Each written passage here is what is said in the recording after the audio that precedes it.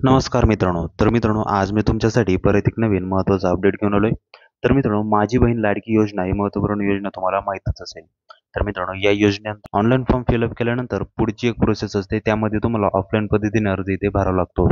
तर ती प्रोसेस कशा प्रकारची असणार आहे, त्याच संपूर्ण हे अपडेट आज आपण या व्हिडिओमध्ये पाहणार आहोत. तर मित्रांनो, तुम्हाला पण माझी बहीण लाडकी योजनेअंतर्गत प्रत्येक महिन्याला ₹1500 चा लाभ मिळवायचा असेल, तर नक्की तुम्ही या योजनेअंतर्गत अर्ज करून या योजनेचा लाभ इथे मिळू शकता. फक्त यामध्ये काय आहे, सर्वात अगोदर तुम्हाला ऑनलाईन फॉर्म फिलअप करायचा आहे. ऑनलाईन फॉर्म फिलअप केल्यानंतर एक ऑफलाईन पद्धतीने पण अर्ज इथे करायचा आहे आणि तो अर्ज कुठे सबमिट करायचा, कशाप्रकारे, फॉर्म काय असणार आहे, त्याची संपूर्ण अपडेट आज आपण या व्हिडिओमध्ये पाहणार आहोत. तर व्हिडिओ नक्की शेवटपर्यंत पहा आणि मित्रांनो, हा महत्त्वपूर्ण व्हिडिओ प्रत्येक महिलांना, प्रत्येक बहिणींना नक्की शेअर करा, जेणेकरून त्यांचा पण या योजनेअंतर्गत फायदा होईल. चला तर माझी बहीण लाडकी योजनेबद्दलची संपूर्ण माहिती, application form, online form, offline फॉर्मची प्रोसेस जाणून घेऊया. चला तर व्हिडिओ सुरू करूया. तर मित्रांनो, ऑनलाईन फॉर्म फिलअप केल्यानंतर इथे तुम्ही पाहू शकता, ऑफलाईन पद्धतीने अशा प्रकारे ॲप्लिकेशन फॉर्म तुम्हाला इथे फिलअप करायचा आहे. मुख्यमंत्री माझी लाडकी बहीण योजना अर्ज. तर अशा प्रकारे ॲप्लिकेशन फॉर्म असणार आहे. हा संपूर्ण ॲप्लिकेशन फॉर्म तुम्हाला इथे फिलअप करून तुमची जवळची जी काही अंगणवाडी सेविका असेल त्यांच्याकडे हा ॲप्लिकेशन फॉर्म सबमिट करायचा आहे. तर फॉर्ममध्ये काय काय माहिती दिलेली आहे, तर यामध्ये महिलेचे संपूर्ण नाव, नंतर महिलेचे लग्नापूर्वीचे नाव, महिलेचे लग्नानंतरचे नाव, जन्मतारीख, अर्जदारांचे संपूर्ण पत्ता, जन्माचे ठिकाण, नंतर मोबाईल क्रमांक, चालू आधार कार्ड क्रमांक, विवाहित स्थिती, तसेच अर्जदाराचे बँक खात्याचा तपशील म्हणजेच महिलेचे बँक अकाउंटची संपूर्ण तपशील इथे द्यायचा आहे.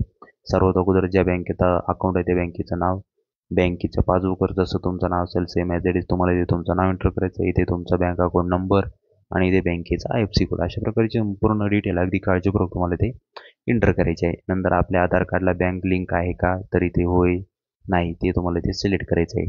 नंतर नारी शक्ती प्रकारमध्ये अंगणवाडी सेविका, अंगणवाडी मदतनीस, प्रयोगशिका. आता मित्रांनो, हा जो काही ॲप्लिकेशन फॉर्म असणार आहे, हा ॲप्लिकेशन फॉर्म कोणती महिला फिलअप करत आहे, म्हणजे नारी शक्तीचा प्रकार तुम्हाला इथे सिलेक्ट करायचा आहे. तुम्ही जर अंगणवाडी सेविका असाल तर ते सिलेक्ट करायचं आहे. अंगणवाडी मदतनीस आहे, पर्यवेक्षिका आहे, ग्रामसेवक, वार्ड अधिकारी, सेतू अधिकारी, सामान्य महिला. जर सामान्य महिला असेल तर 7 नंबरचा ऑप्शन तुम्हाला इथे टिक मार्क करायचा आहे. नंतर ही जी काही संपूर्ण कागदपत्रे आहे, संपूर्ण कागदपत्रे तुम्हाला या ॲप्लिकेशन फॉर्मसोबत अटॅच करायचे. तर यामध्ये काय आहे, आधार कार्ड, नंतर इथे तुमचा जन्माचा दाखला किंवा रहिवासी प्रमाणपत्र, उत्पन्नाचा दाखला, नंतर इथे तुमचं हमीपत्र, बँक पासबुकचा झेरॉक्स, आधार कार्डचा, अर्जदाराचा पासपोर्ट आकाराचा फोटो, अशा प्रकारचे जवळपास 5 ते 6 डॉक्युमेंट तुम्हाला इथे अटॅच करायचे आहे. संपूर्ण ॲप्लिकेशन फॉर्म तुम्हाला या योजनेअंतर्गत या ॲप्लिकेशन फॉर्मसोबत अटॅच करायचा आहे आणि संपूर्ण अर्ज भरल्यानंतर संबंधित अंगणवाडी केंद्रामध्ये हा ॲप्लिकेशन फॉर्म सबमिट करायचा आहे.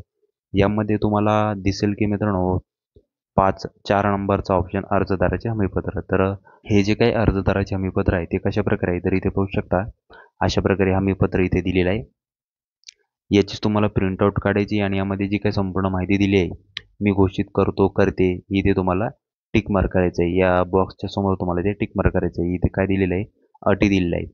तुमचं 2.5 लाखापेक्षा अधिक उत्पन्न नाही का, तर इथे टिक मार्क करायचं आहे. हे संपूर्ण टिक मार्क तुम्हाला इथे क्लिक करायचं आहे. माझ्या कुटुंबातील सदस्य आयकरदाता नाहीत, म्हणजेच उत्पन्न नाही त्यांना, कोणताही जॉब वगैरे नाही. अशा प्रकारे संपूर्ण बॉक्समध्ये तुम्हाला इथे टिक मार्क करायचं आहे. इथे तुमची सिग्नेचर वगैरे करायची आहे. सिग्नेचर वगैरे केल्यानंतर इथे अर्ज स्वीकारण्याची स्वाक्षरी, म्हणजे ज्या ठिकाणी तुम्ही अर्ज सबमिट करशाल अंगणवाडी सेविका केंद्रामध्ये, तर इथे जी काही महिला असेल, पुढचे अधिकारी असेल, त्याची सिग्नेचर इथे असणार आहे आणि इथे तुमची पोचपावती तुम्हाला इथे खालची भेटून जाईल. यामध्ये मुख्यमंत्री माझी लाडकी बहीण योजना अर्जाची पावती तुम्हाला इथे भेटून जाईल. इथे अर्जाचा क्रमांक तुम्हाला इथे भेटून जाईल. तर अशा प्रकारे मित्रांनो, ऑनलाईन अर्ज केल्यानंतर अशा प्रकारे ऑफलाईन प्रोसेस तुम्हाला इथे करायची आहे. यामध्ये मित्रांनो, जोपर्यंत तुम्ही ही प्रोसेस करणार नाही तोपर्यंत तुमच्या अकाउंटवर जे काही या योजनेअंतर्गतचे पैसे आहेत ते डिपॉझिट होणार नाही. ही बाब तुम्हाला इथे लक्षात घ्यायची आहे. त्यासाठी मित्रांनो, अगदी काळजीपूर्वक ऑनलाईन फॉर्म फिलअप केल्यानंतर हा ॲप्लिकेशन फॉर्म तुम्हाला इथे फिलअप करायचा आहे. यामध्ये एक ॲडव्हान्स म्हणून मित्रांनो, जर तुम्ही ऑनलाईन फॉर्म अजून फिलअप केला नसेल तर तुम्ही डायरेक्टली ऑफलाईन पद्धतीने ॲप्लिकेशन फॉर्म सबमिट करून जवळच्या अंगणवाडी सेविका केंद्रामध्ये सबमिट करू शकता.